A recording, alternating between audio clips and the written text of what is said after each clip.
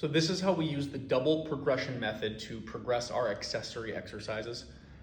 For a lot of your accessory work, so the more simpler movements, usually like things like dumbbell rows, lunges, split squats, stuff like that, that's a little bit easier to push closer to failure without any big concerns about injury or hurting yourself or anything like that. We'll use the double progression method. So a lot of times I will program it with a rep range like this. Here are some examples, like 3 by 6 to 8, 3 sets of 8 to 10, 3 sets of 8 to 12. It can be any number, but the range can be as big as I need it to be, depending on what the goal of the exercise is. But your goal is going to be to use a weight that makes it challenging by the time you reach that rep range.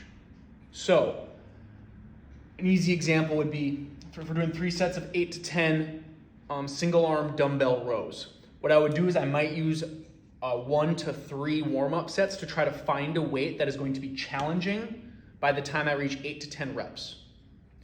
I'm going to push that to the point of near failure. I want technique to be really good, but I'm fine if you have to grind through a couple reps kind of thing. So you're trying to find what is the heaviest weight I can use to perform this many reps with good technique. If you are able to perform all of the sets at the higher end of the rep scheme, so if I'm able to do 3 sets of 10 dumbbell rows at whatever weight I was using that day, that means next week when we do that exercise, you have to go up in weight. Okay, so you're gonna add 5 pounds to that and you're gonna try to do the same thing. That next week when you go up in weight, you might find that I can still do 3 sets of 10, but that last set was really tough. Guess what? You still did all the reps. It means you still have to go up in weight the next time. So now I go up another 5 pounds.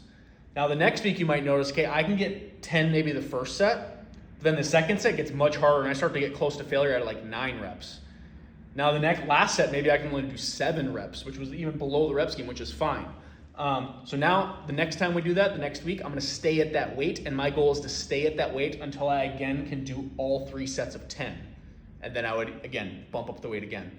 This allows us to progress an exercise for a really long time, and continue to get better at it, continue to build strength without having to constantly change exercises or change what we're doing. This makes us really good at a certain thing, and then we can kind of milk that exercise for all it's worth. And then as we start to notice, okay, I can no longer go up and get more reps. I can't make progress anymore. I'm kind of stuck at this number of reps, or I'm stuck at this weight. That's when we change the exercise to something a little bit different, give your body something else, and then start that process over again.